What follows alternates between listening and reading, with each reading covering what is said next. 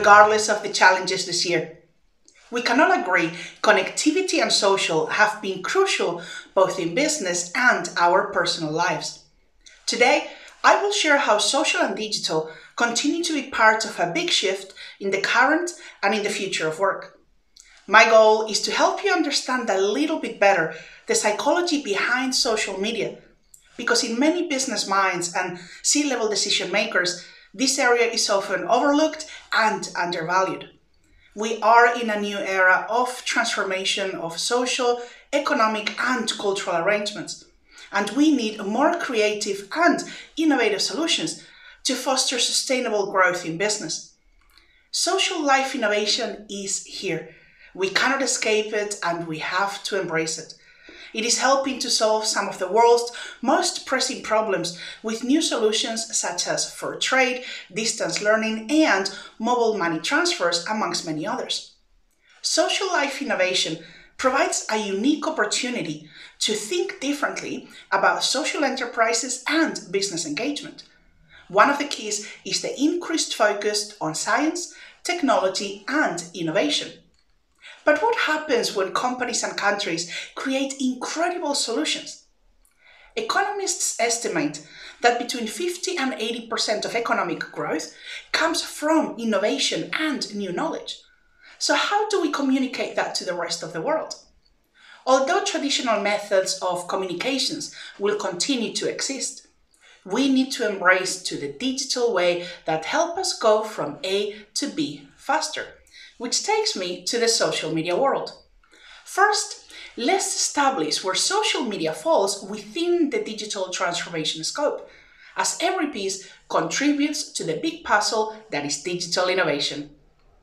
Digital transformation can be broken into three categories: customer experience, operational process transformation, and business model transformation.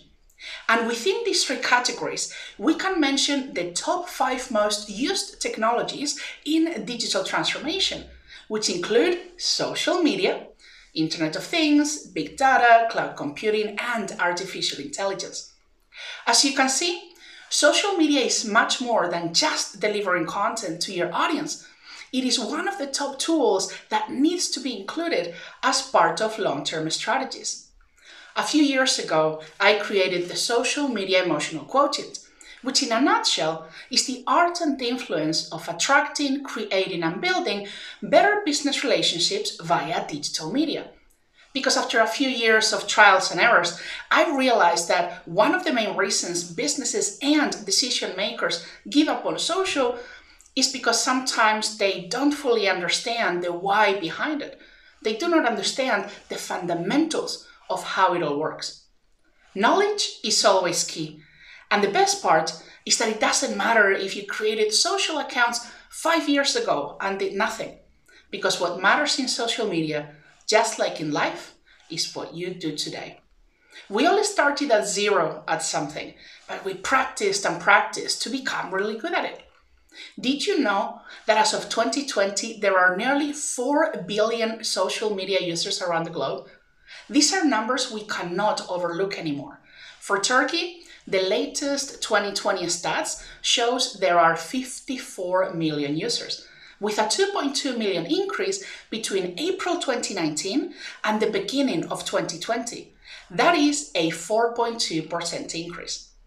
The truth is, social media has become an essential business tool, as I mentioned earlier. It continues to be innovation because it continues to evolve year after year. And social media is a little bit like a car. A car has many different parts. We have the engine, the brakes, the fuel, the mirrors, and so forth. All the parts make the car functional. Well, imagine Twitter as the engine, Facebook as the steering wheel, YouTube the fuel, and so on. Imagine each of the social media platforms as a component of a car. Take one of them out, and the car is incomplete.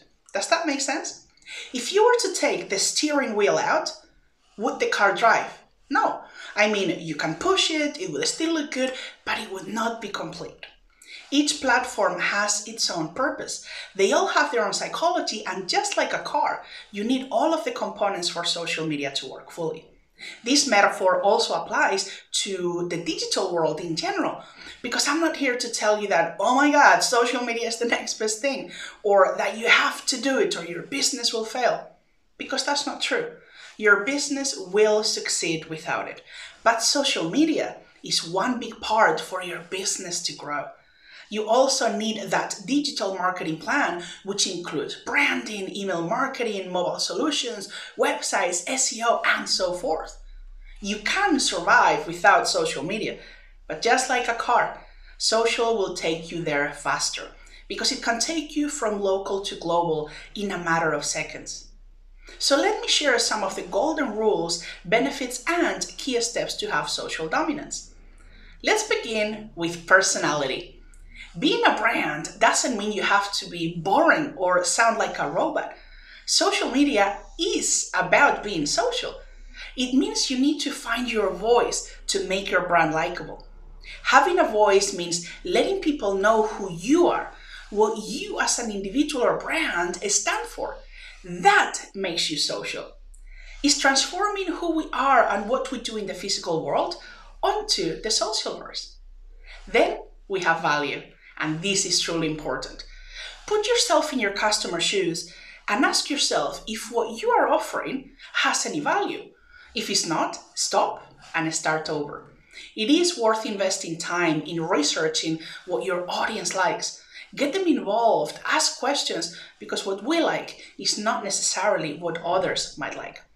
I love to play devil's advocate, even with my own content, because I know that some people won't agree with what I say. And hey, that's okay. There is a market for everyone. So something I do, for example, I pay a lot of attention to what trends on LinkedIn for me. And then that gives me a clue of what types of content my audience enjoys more. Number 3 is balance. Social media can work, but not so much on its own. Remember, for a business to benefit fully, it should be combined with other forms of digital and marketing. Social media is one tool of many. Number 4 is content. Without well-produced, engaging content, any and all strategies you do will most likely fail because it becomes white noise. Mix your content up. Talk about different ideas, sharing business or life quotes related to your niche, ask open questions, run polls. Curating a diverse mix of content types really works. As an example, standout photos, short videos, useful links, helpful tips, as it keeps things interesting and fresh. When you do, your audience will come back for more. And a big key is to always be authentic and use your own voice. And number 5, remember to tango. Now, who has heard the phrase, it takes two to tango, or it's a two-way street? Well, in essence, that is social media. Many times, companies focus on loading networks with content. I mean, it could be the best content in the world, but without those engaging conversational posts and without replying to your audience and customers, your audience will get lost. If content is king, then social media is queen. It's like having a conversation when you're networking. It's a two-way street. It means someone asks a question or comments, then someone else answers. Does that make sense? People underestimate the power of social media connections and putting yourself out there.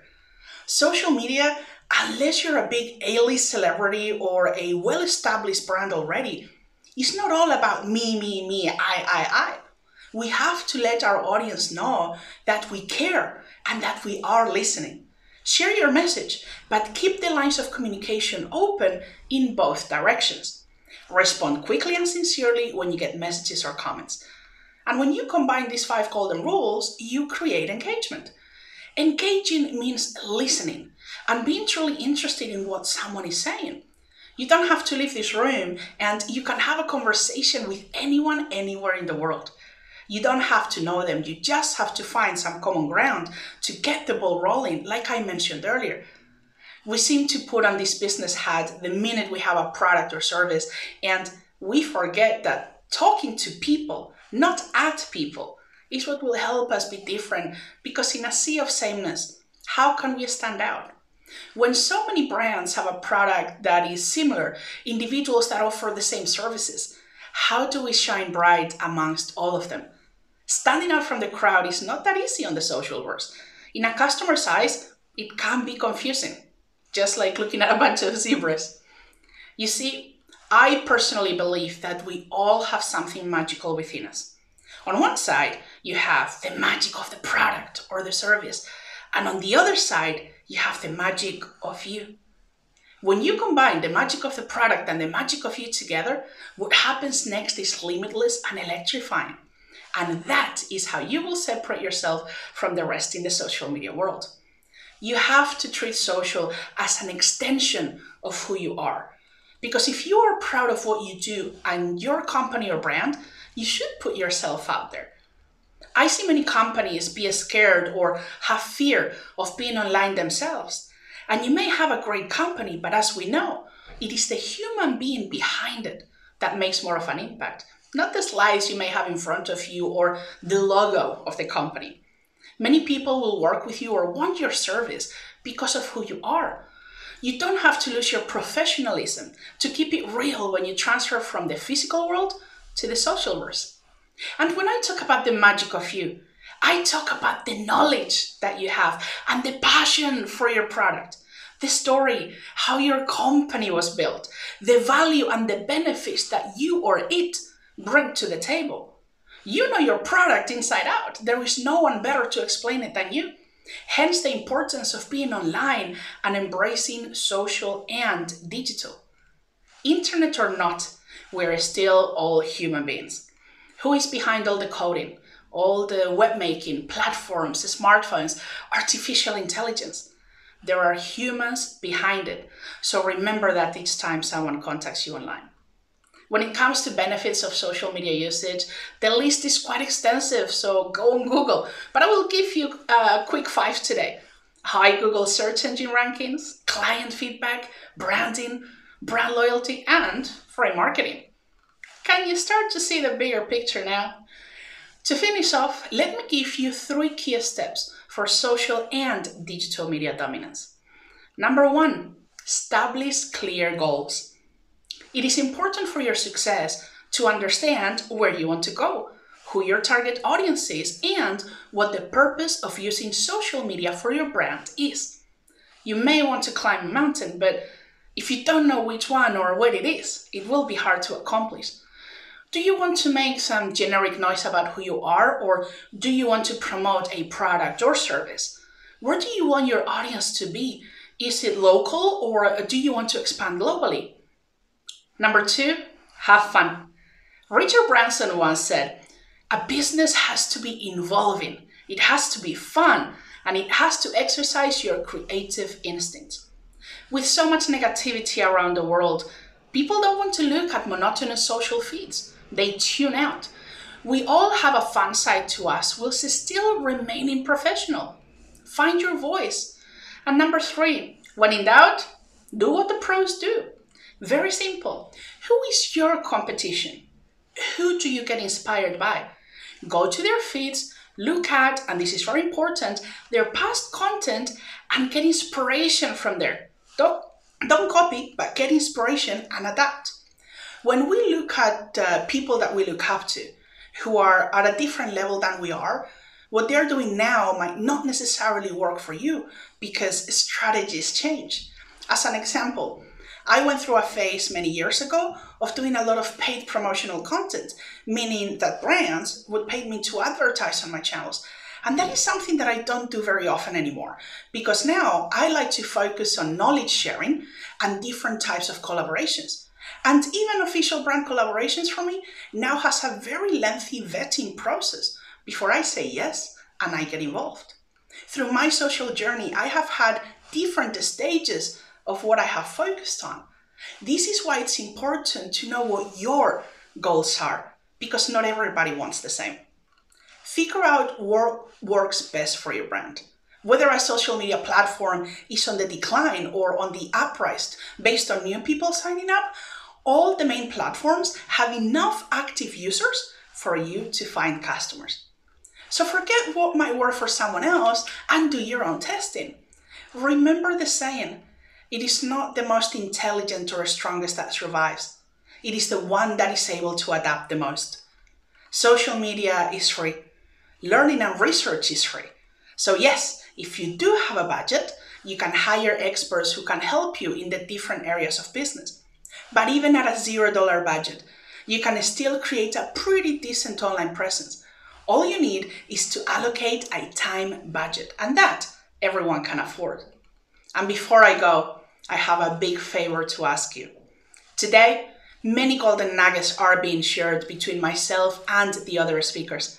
So what I want you to take out of this is that no matter what golden nuggets you feel are good or applicable for you, you have to take action. Make sure you go out there and implement what you learn today. Social and digital are about adaptation.